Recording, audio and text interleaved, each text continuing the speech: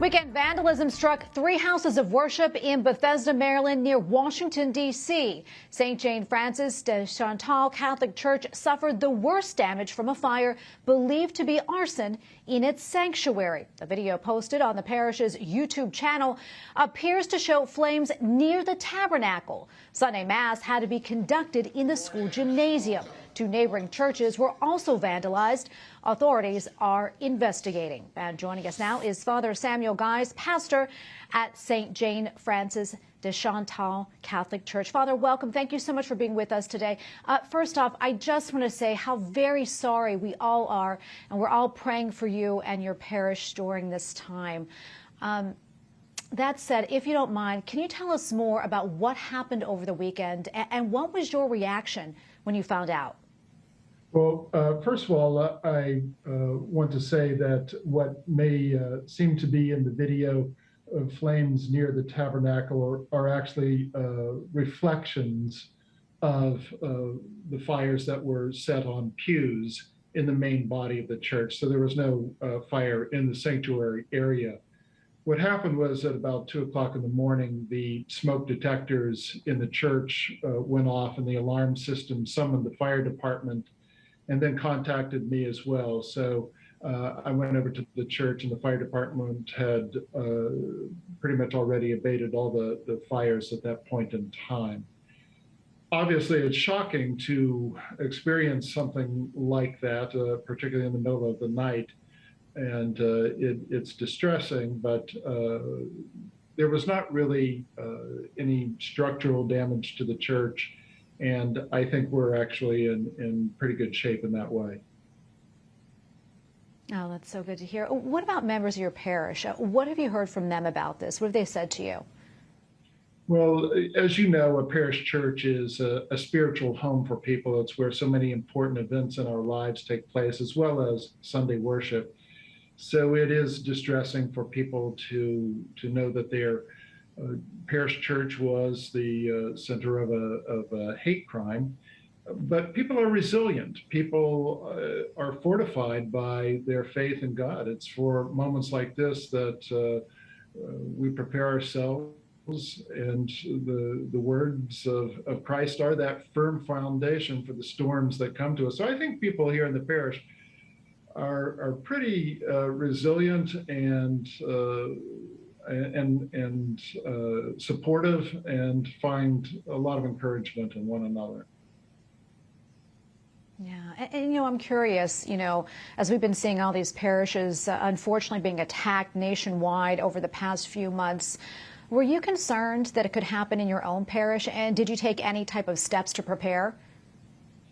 Well, I think probably parishes across the country are more security conscious in these last few years, and the Archdiocese has certainly advised us about security measures. We have people in our parish who really have significant backgrounds in security, so we have taken many steps to safeguard our property and our worshipers. But for someone who's determined to carry out some sort of an arson and vandalism attack, it's difficult to prevent against all contingencies.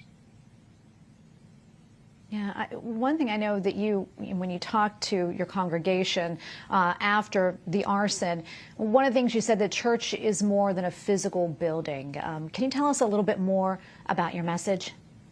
Well, certainly we are the living stones of the church. Jesus said, where 2 or 3 are gathered in my name, I am in their midst. And that's whether it's in our regular parish church or whether that's in our gym, as we are here, we're on Sunday. I've said Mass in a lot of different places, as I'm sure most priests have. I've been a prison chaplain, I've been deployed with the Army, and the important thing is that the faith that's in the hearts of the people who gather to celebrate the Eucharist and to open their lives to Jesus Christ, and we can do that anywhere. Absolutely. There was another story I thought really interesting that you talked about. It was about a Bolshevik revolutionary and a Christian woman. Can you tell us about that? Well, it's a story that I heard, and I was,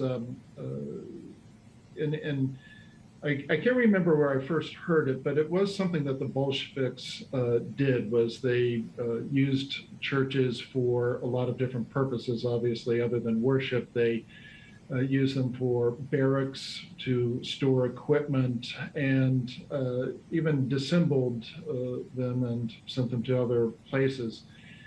And the story goes that soon after the revolution, one of the revolutionaries, a Bolshevik, said to an old woman as she was making her way into her church to pray, "When we tear down your churches, you will have nothing to remind you of your God." And she replied, "Really, can you tear down the stars from the sky?" That's a really, really wonderful message to get out there and let everybody know. And Father, before I let you go, I'm wondering, is there anything else that you would like our audience to know? Well, the thing that is the upside of an experience like this is just the tremendous amount of encouragement, support, promise of prayers, the offers of assistance. We've had to, for instance, reschedule a funeral, and one of my neighboring pastors said, "Sure, come here. We're glad to have you. Our church is your church." And we've just had this from so many corners that the response has just simply been uplifting for me and for the parish. And I want to thank everyone for their prayers, their offers of assistance and help and concern. We're doing fine. Our God is a wonderful God, and we are doing fine. So I want to thank everyone. Well, Father, we thank you for coming on and talking to us about this, and you and your parish are in our prayers. Thank you again. You're welcome.